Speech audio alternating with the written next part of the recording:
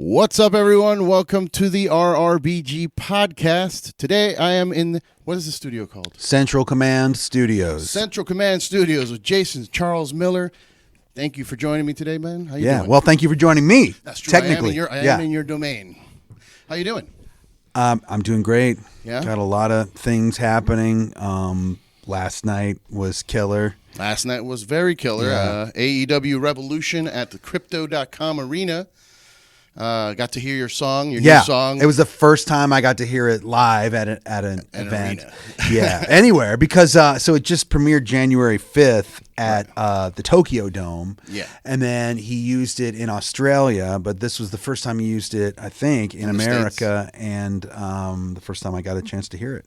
Awesome, it's cool man. that it happened in L.A. Yeah, how did it feel to, it's a big arena, the pyro and everything that, Yeah, it was awesome. It was an awesome feeling. Yeah. My buddy taped me, experiencing it. Nice. Yeah. Nice. Yeah, that was a killer entrance. I was on the side, and the explosions were very, very loud. Oh, yeah. The fire, too, you're like, okay, I'm sure there are fire experts that tested that. Hopefully. Yeah. They get their own, I don't know if they've ever put on, Rammstein there, but. Yeah. Not there. I know they have at the Forum, but, Okay. Well, if anybody's watching and they don't know what we're talking about, AEW, professional wrestling, Jason here did the new Kenny Omega theme song in collaboration with Square Enix. Right. Which this is what I mentioned earlier. We have a lot to talk about. You and I share a credit. We do. Two credits. Two credits. Yes. So our Kevin Bacon number is 1. Yes. All right. Yeah. We are both in the credits for Shadowbringers and Endwalker. Tell me why you're in there. I know why I'm in there. Yeah, I used to work for Square over in El Segundo as a game master for the Final Fantasy XIV. Great. And then I got promoted to trainer, and then I was just training people from all over the world how to become game masters for the game. Awesome. And it was a crazy experience. I had to leave, not for any other reason than my mental health, because if you don't know what game masters do, we're basically virtual police. Oh gosh. Okay. And I would spend my entire day just reading the worst stuff you could possibly imagine. Yeah. So it's like community manager times 10? Yeah. So people would make reports. They make reports oh, this guy's, saying inappropriate things in public, or this guy's harassing me, trying to, do sexual things or whatever. And I would have to literally take them to a virtual jail cell. And like their character, like their avatar? Yeah, grab their avatar, put them in jail, and then appear in front of them like a god. Hey, you're misbehaving. Wow. And it's you signed an agreement, so you got to not misbehave or we're going to cancel your account. And that was my job for 4 years. Did most of them comply? So it was Some of them. But I thought it was really cool, man, because, back in the 2000s, I was really, I call myself an elder goth. Mm-hmm. Sure. And, Godhead was a big band in that time for me, personally. I listened to a lot of 2000 Years of Human Error, a lot of Evolver. And thank you. Big fan. And then I saw... This is how it all came full circle. I saw the Kenny Omega thing. I'm like, oh, cool. Final Fantasy, my job. Awesome. And that's how your name. And I didn't put 2 and 2 together. Because even though I have a podcast, I don't really dig too far deep into people's lives or they are what they are. You're the artist. You respect the art. Mm-hmm. So I'm like, who's Jason Charles? I looked it up. I'm like, oh my God, Godhead. What? And then all the credits started popping up from all the games you've been in and all the movies or animes. And it was just I need to talk to you because you like wrestling, you like video games, you like anime, and obviously, super talented with Godhead. Thanks. So you didn't even realize that was me on the Shadowbringers song? I had no idea. Wow. I got to say, your voice is probably the voice I've heard the most, because for those 4 years I had the game running, and unless I'm in the game doing my work, the intro was running with that song playing all day. Yeah. So then the voice sounded. Now that I know, when I listen to it, I'm like, yes, that's a very similar voice to what you were doing in Godhead. Just a little different. Mm-hmm. But how did you get involved with the whole video game industry? Well, so when we moved to California, when Godhead moved to California, which was in 2002,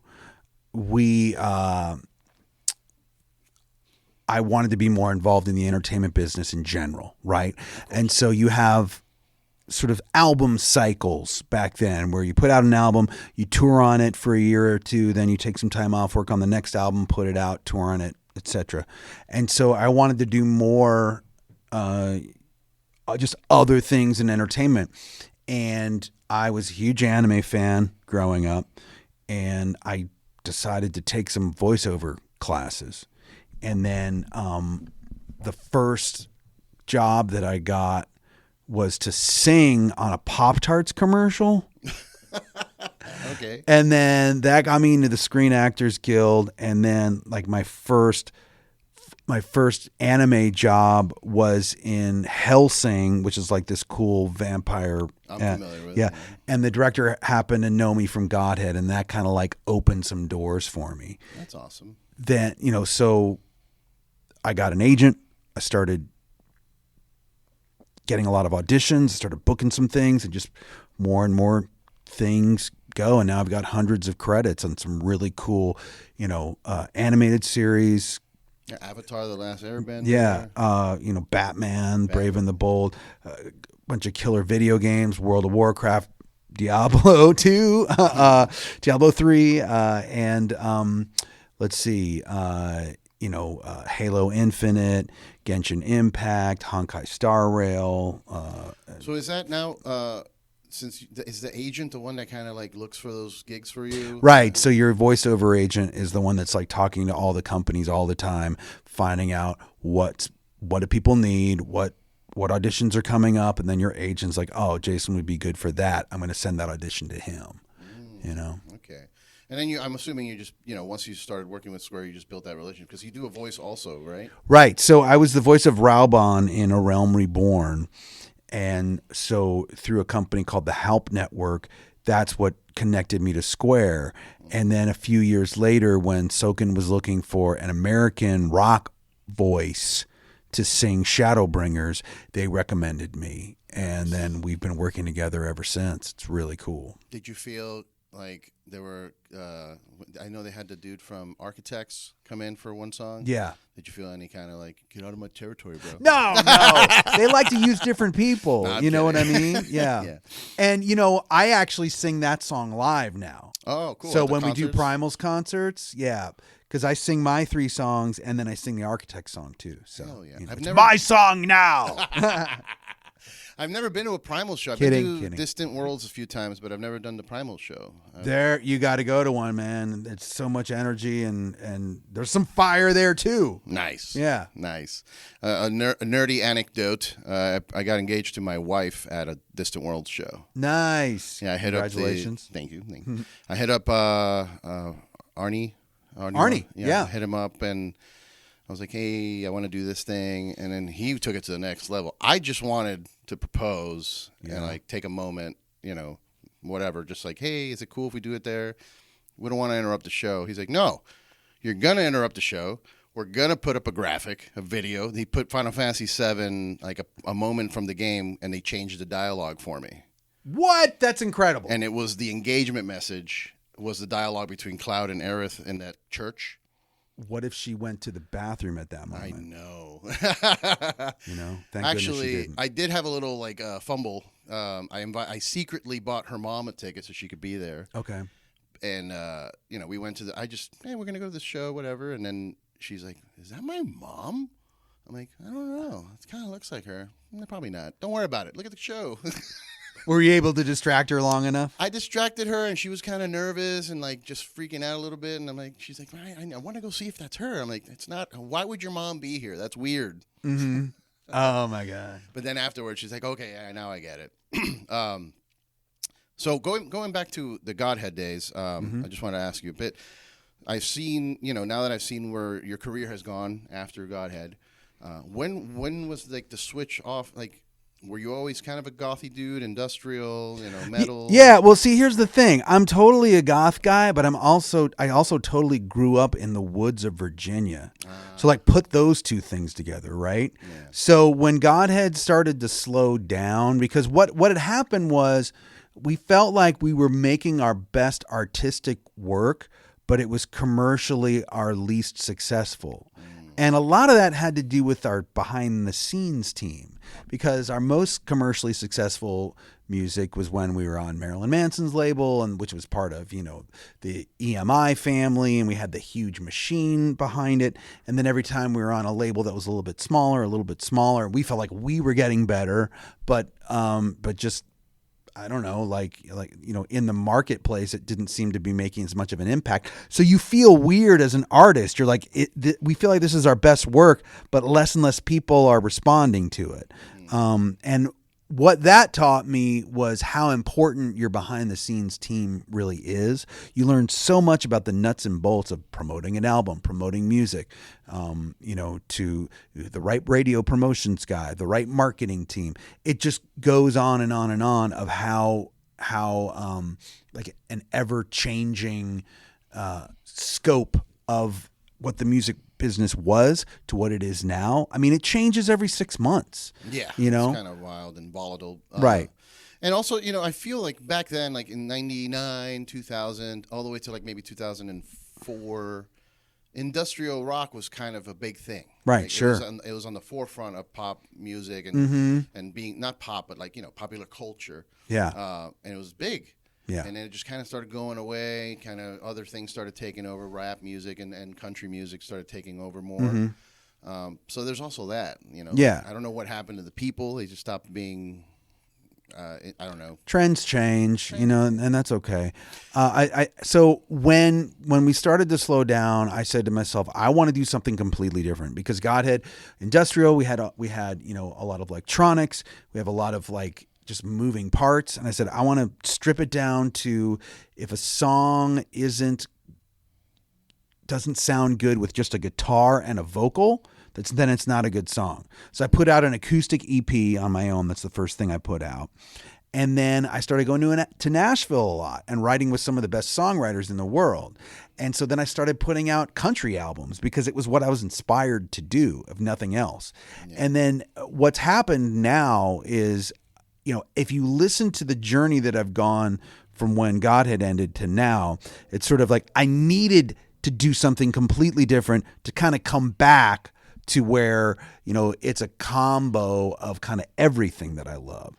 There's darkness, but there's also, an Americana vibe to it. There's a authenticity to it. Like what you hear on my latest album, Knives in the Dark, like that's me 100%, and it's sort of all my influences rolled into one. And then I get to do cool stuff, like sing on Final Fantasy XIV. I sang on the Metal Gear Rising soundtracks. I have an industrial side project called Resodrone. Yeah, from Cyberpunk. Yeah, and so we've done songs for Cyberpunk. We did songs for a game called Ragnarok, and we did all the remixes for Diablo 4. So if you heard any of the lo-fi remixes for Diablo 4, that was us. That was Resodrome. Oh, wow. Okay. Yeah. Okay. And then we even ended up doing 3 for World of Warcraft that they ended up using at BlizzCon. So if you walked through BlizzCon, the last time they had BlizzCon, that you heard our remixes floating around. That's awesome. Yeah, that makes sense. Now that I know, you grew up in the woods and Virginia. I mean, I rode horses, the whole thing, and so our neighbors had goats and pigs, so that's part of me as well. And so I think that's what spoke to me about country music and wanting to touch that for a while. How do you feel about what country music is now in terms of the country music that's popular? Because I had this discussion the other day. I'm like, to me, the only country I can listen to is outlaw country. Right. Well, that's my favorite. Yeah, I can't. My buddy's like, oh, I can't believe Beyonce beat Stapleton. I'm like, I can't listen to Stapleton. I mean, I can listen to him. His voice is incredible. He's super talented, great voice. But, the songs are like, oh, I think I love you. Like, it's all lovey-dovey, kind of like, it's not outlaw country. You know what I mean? Mm-hmm. I prefer that. I think earlier Stapleton probably has more stuff that you like. The Traveler album. But how do you feel about, what country is now? Like, well, it's a machine, right? It's an industry. Yeah, it's all. Yeah, the best thing I can say is it's a machine, and I feel like it's eating itself. I feel like there's like such pressure for a song to sound like a song that just came out that then everything starts to sound the same. I feel like that happens to all the genres. Yeah. When rock was popular, like nu metal was popular, and all the bands sounded like nu metal. Everybody was rapping. Everybody had, the breakdowns or like the tribal sounding drums. Mm-hmm. So yeah, and then people get tired of it, and then they just move on to another genre. Right. Right. Yeah. So what I like the fact that like Americana music is thriving because that's really more authentic country music, even though it's called Americana. It really, if you listen to it, you're like, oh, that sounds like the country music I remember. Right. Yeah. Like people say Willie Nelson is an Americana artist now. Yeah. So, and it's not, and I'm not throwing any shade on any kind of popular country music right now. It's just the genre has just shifted and changed so much that I think it's probably shifted a little out of control. But, it remains to be seen where it ends up. Yeah, like no offense to Beyonce, she's great and insanely talented. But when I saw that she won that, I'm like, I think we may have jumped the shark a little bit.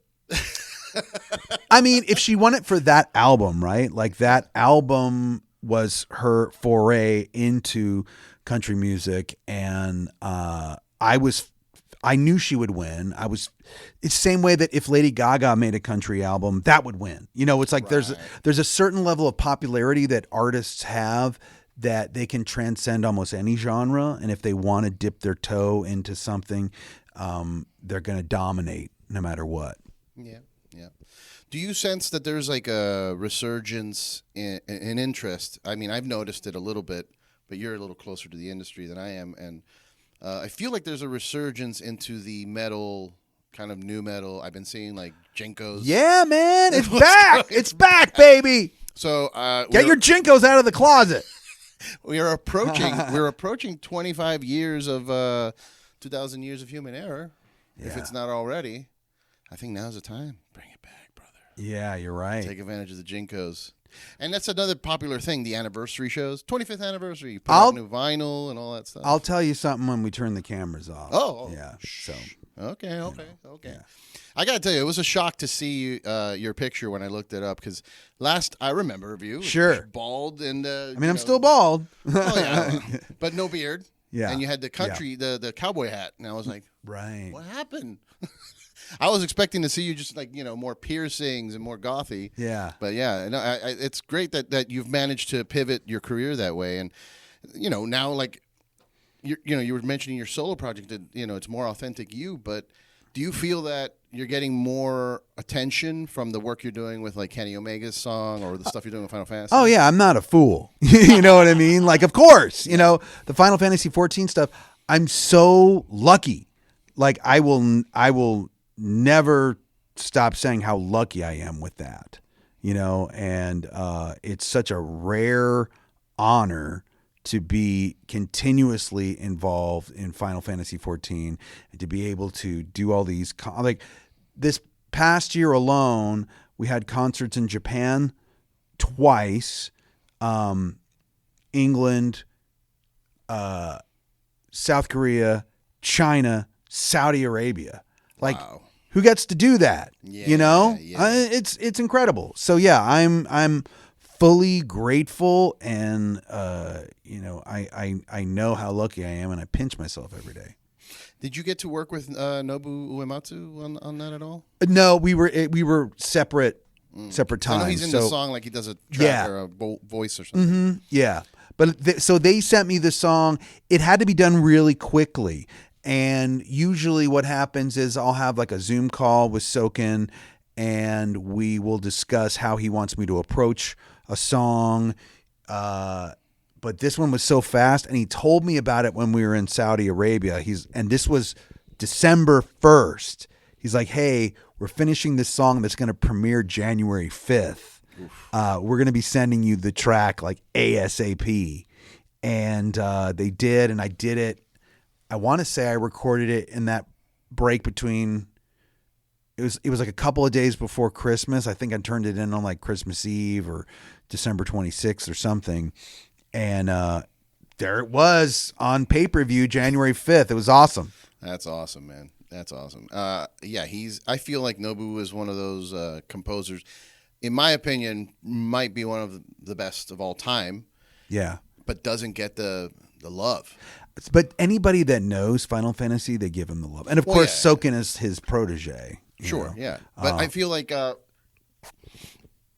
music industry folks, not no, you're right. folks. He should be on the same level as like John Williams. Yeah, yes, right? Yes. Yeah. I feel that a lot of the music industry doesn't respect video game music for some reason. Well, they're coming to, They have to. And then you've got other great composers like Bear McCreary who do both television, movies, and video games. Like Bear is a really good example of like the new school composer that, he's done The Walking Dead, but he also did God of War, and then he did Rings of Power, but then he'll do other video games as well. So like he jumps from each medium. And now that the Grammys have recognized the video game music as a category, When like was that's this? huge. They started like 3 or 4 years ago. Okay. Yeah. I stopped watching the Grammys. I was just kind of like... No, I get it. Yeah. But I got to pay a little more attention. Yeah. But I'm glad that they have it as a category now. 'Cause Yeah. for so many years, I'd try and show my friends, like, guys, have you heard Contra? You know, Right, yeah. I know you played the game, but have you paid attention to the music? Right. It's metal. It's so metal. Hey man, remember that meme of like the hold music for GoldenEye, the pause music for GoldenEye just slapped, man. Yeah. It's, I'm glad to hear that people are starting to recognize it now, because there's so many years, like going back Final Fantasy VI, there's a song called Dancing Mad. And it starts off a little weird. There's piano and some orchestra and some like operatic voices, but like halfway through the song, it turns into a progressive metal song. It's Between the Buried and Me, basically, Mm-hmm. So it's people don't give it the time of day, and I'm it always bugged me, because I think Nobu, like you said, belongs up there with John Williams and Hans Zimmer and all those guys. Mm-hmm. So many years of doing this kind of thing. Sorry. So tell me a little bit about your relationship to wrestling, because, obviously the song for Kenny was a kind of a Square Enix link. Right. But I've had a longer connection. So let's see. There's a song that I wrote with Brandon Cutler. But before that, Before we're that, gonna okay. go. We're gonna back up some more. Okay. So Okay. So going back to what you were saying. So check this out. Friday Night SmackDown on USA. Okay. All right. There was a song in the second hour called Hangman. It always started off the second hour for years by a band called Rev Theory. Rev Theory also wrote the entrance music for another wrestler. Yes. I know you know who that is, but I just can't remember his name right now. Very famous. Randy Orton? Randy Orton. Exactly. Yeah. We'll edit that too. Maybe not. No, I don't that know. won't stop. All right. So I co-wrote that song with them.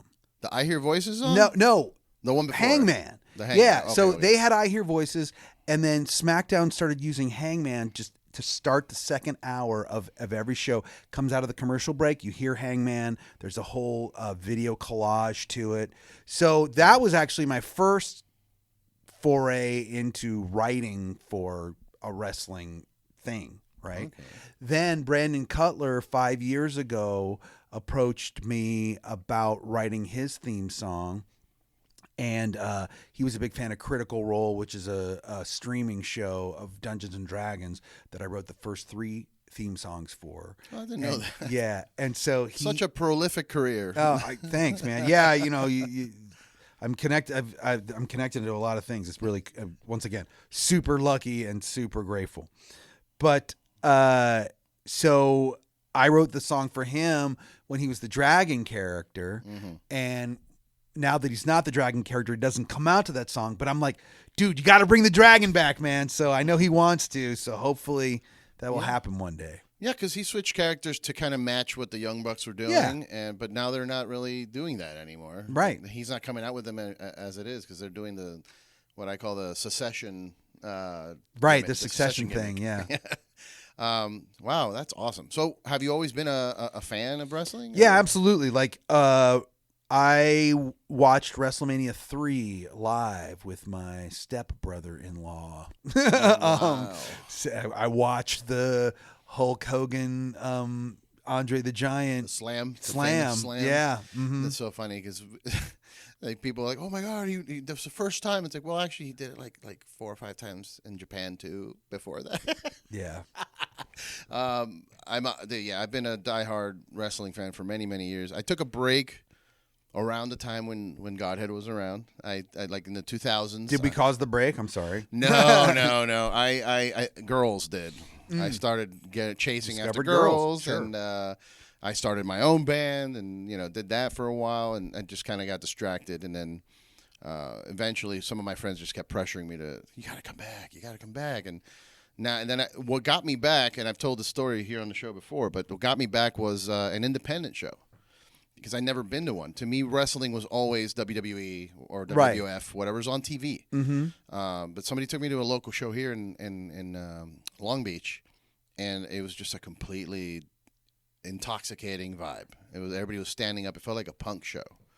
Everybody's moshing. The wrestlers are flying off the top and landing on the people. I'm like, oh my God, what is this? Indie shows are incredible. Yeah, so that got me really like right back into it, and now I'm like buddies with a bunch of the wrestlers and trying to help them out. Like I was saying, I Big Bill, I was hanging out with him all week, helping him with his comedy career because he's doing stand-up comedy now. Oh, that's great. Yeah, and I used to do podcasts and comedy at the Comedy Store and stuff like that. But how about with video games? I mean, have you always been a gamer? Have you played? Yeah, what man. What are you playing right now? Oh, okay. So I'm completely obsessed with soccer.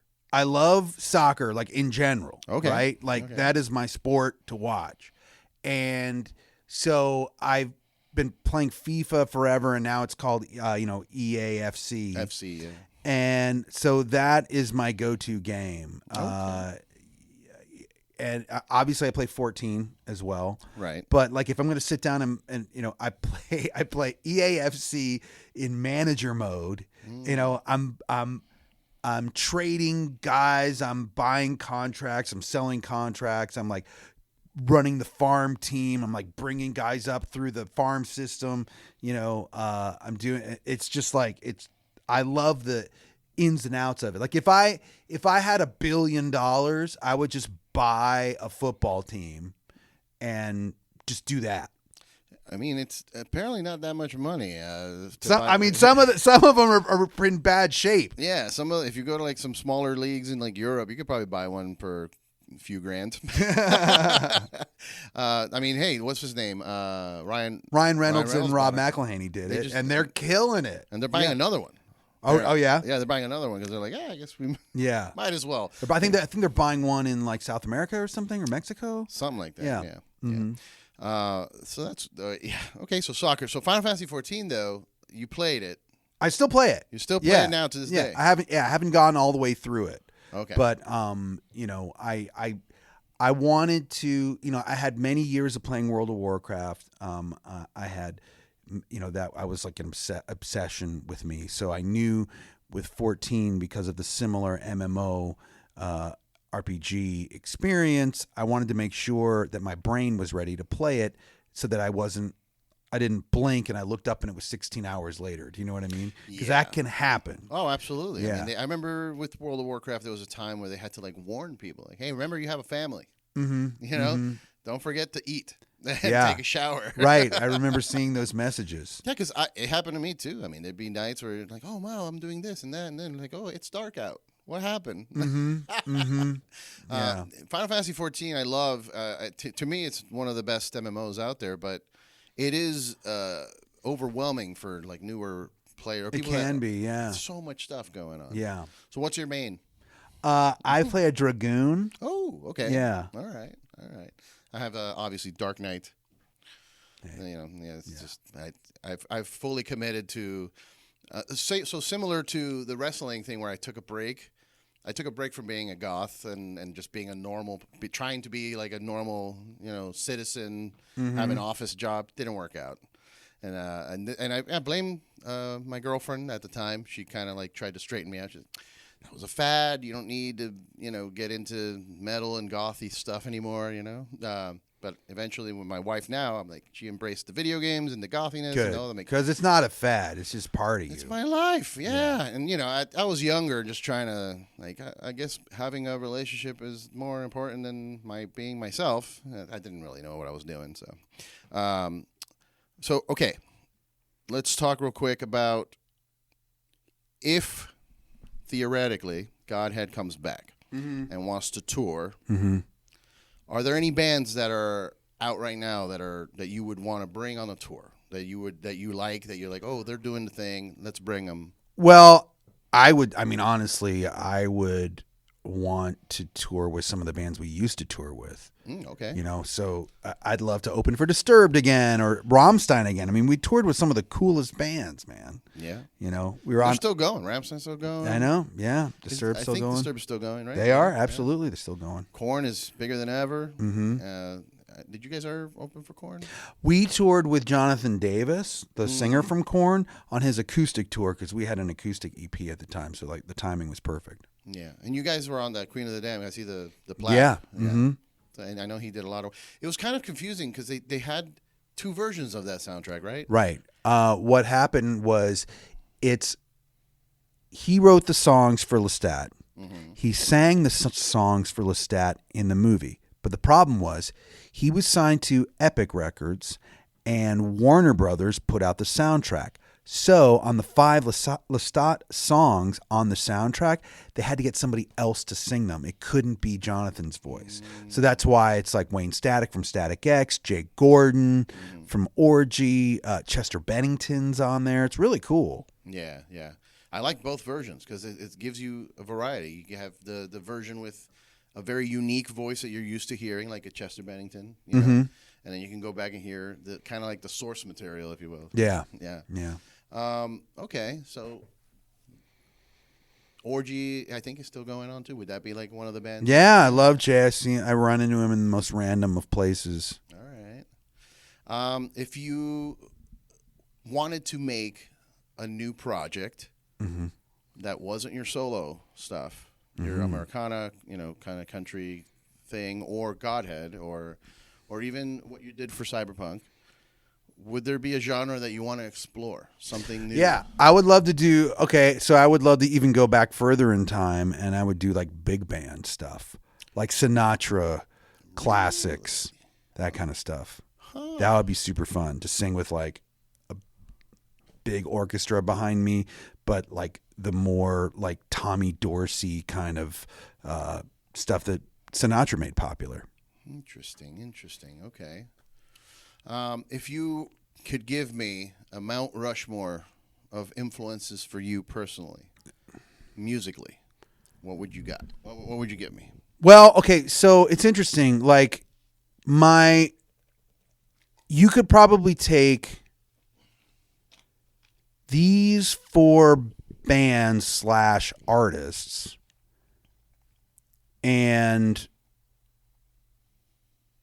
make Mount Rushmore out of them, I would say.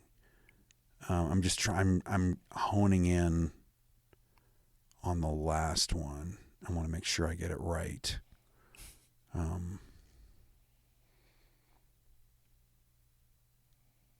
I'd have to be 5. Is that okay? Could I have a Mount Rushmore of 5? We have an honorable mention. Okay. All right. Ready? Here we go. So, Fleetwood Mac. Ooh. Okay. The Cure. Okay. Yes. Metallica. Okay. Deep Purple Mark III. That's the Deep Purple with David Coverdale singing and also Glenn Hughes on bass and trading vocals. Okay. Last one, Merle Haggard. Wow. Okay. Wow. That's a diverse list. But if you take all of those bands and smush them all together, you'll hear me in there. Yeah, that makes sense. Yeah, for sure. So Metallica over, like, as in the big four, like over Slayer, over Anthrax. Over, Absolutely. Yeah. Like I had like a summer of Master of Puppets where all I listened to was Master of Puppets. In fact, what it was I had to go to summer school for algebra because I failed algebra. Me too. Algebra 1 and 2. Technically, I got a D, but when you get a D in Fairfax County schools, they're like, that's not good enough. You got to take it over. I'm like, why didn't you just give me an F? But anyway, but what was crazy is in summer school, I got algebra. It was like the stars aligned, and then I was like, oh, I get it now. So you know what? I'm a product of public schools, and it worked out. It worked out for me. Okay. But on the bus ride, the long-ass bus ride to summer school, I listened to Blizzard of Oz on the way there and Master of Puppets on the way home every single day. That's awesome. Yeah. People give Metallica a lot of crap. Like elite metalheads are like, Lars is not a blah, blah, blah. It's like, dude, they're basically the Beatles of metal, in my opinion. Yeah. I think between Ride the Lightning and Justice for All and Master of Puppets, it's some of the best riffs and like heaviest things you've ever heard, or I ever heard at that time when I was a kid. They're living legends. Yeah. I mean, I love Pantera and Slayer and all the other ones too, but Metallica needs more love than what people give them these days. Well, yeah. I mean, they're doing fine, but yeah, that's true. They have their art collections to make them feel better, or whatever. But they're the best. Yeah. I mean, I've seen those video clips of James Hetfield just at the show, just chilling, having a cigar right before going on stage, and like, that must be nice. Yeah. No pressure. Yeah, I bet. Whatsoever. All right. I know we got to wrap up soon. So, if you could choose a video game franchise to work with that you haven't already, is there one? No. Okay. Is there a cartoon that you want to voice something in that you haven't? Yeah. I mean, there's a few. I would love to be in one of the Marvel, the Marvel remakes that they're doing now. Have you seen that? Yeah, those are great. And then like X-Men 97, that's awesome. Love to be in one of those. So we mentioned Critical Role earlier. The show that on the cartoon on Amazon, The Legend of Vox Machina, the composer Neil Acree actually took my theme song from Critical Role and infused it into the theme song of Legend of Vox Machina. So I'm actually a co-writer of the theme song of The Legend of Vox Machina. Okay. But I haven't been on the show yet. I'd love to be a voice on the show too. If you're asking me, I'm being honest. Put it out to the universe. That's what I'm putting it out there. Yeah. Okay. Acting. Have you ever done like just acting, not voice acting? Yeah, I've been in. You can see me in a couple of Sci-Fi Channel movies and a Comedy Central movie. Okay. Blink and you'll miss me. But I've done some on-camera stuff. And looking the way that I do, I often get called for like, play biker number 4 in this commercial or whatever. Yeah. So I've been Cuban patron number 3 a couple times. There you go. I've dabbled for sure. Nice.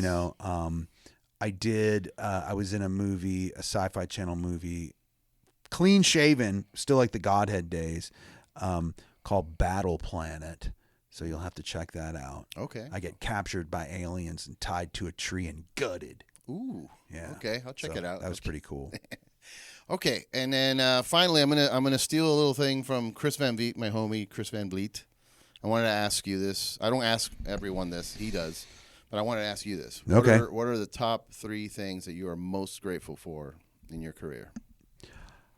I mean, one, I'm just grateful to still have a career in this day and age, and for as long as I've been doing it. I'm grateful for the people that I've met, the places that I've been. I can't limit it to 3, man. I mean, the places that I've been, the friends that I've made along the way, but But most of all, performing on stage and having that interaction with the audience is the thing that drives me. It makes me wake up in the morning, like knowing that I have concerts coming up or whatever. That's what keeps me alive. Yeah, it's a different feeling. There's nothing that replicates it. There really is no drug out there in the world. No, absolutely not. And that's why so many musicians end up, addicted to drugs, because they're looking for that and Yeah. they can't find it because it doesn't exist.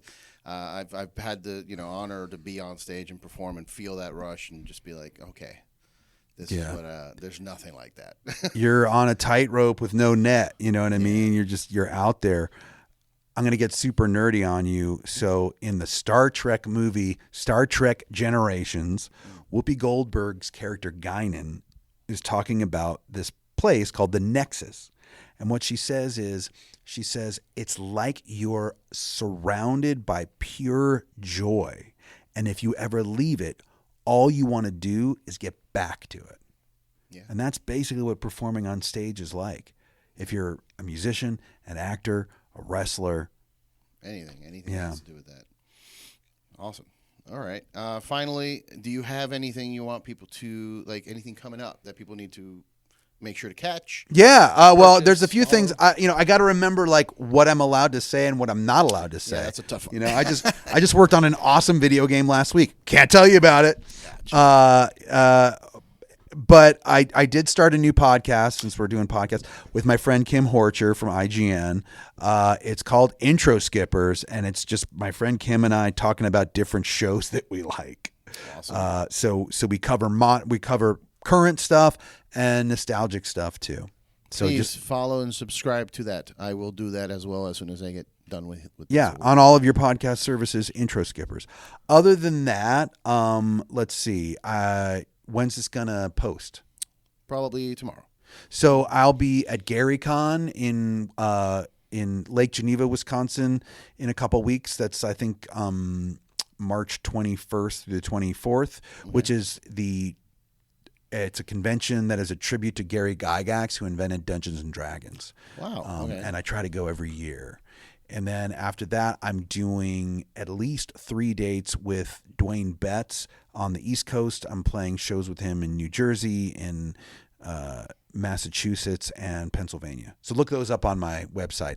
And then on May 18th, here in Los Angeles, I'm playing at the Ronnie James Dio Rock for Ronnie Cancer Benefit concert, which is going to be in Burbank. Hell yeah. I got to make it to that. Yeah, you got to come. That'll be fun. Yeah, it's during the day. So have they done something like that?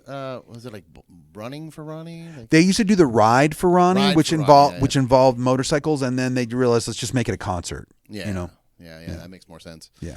Okay, cool. Well, everybody that's watching, please follow on the Instagrams. What is it? Jason Charles Miller. Yeah. Mm-hmm. All 3 words. Follow us at RRBG Podcast if you aren't doing that already, please. Lots of wrestlers, lots of musicians. Just had Dave Lombardo on, a couple other folks, actors, comedians, everything. Please follow me as well. Dude. Hey, speaking of Dave Lombardo, Dave Lombardo Jr. used to be an intern at this studio. No way. Yep. That's awesome. I did not know that. That's cool. Yes. Okay. So thank you guys for watching. We'll see you next time. Sure.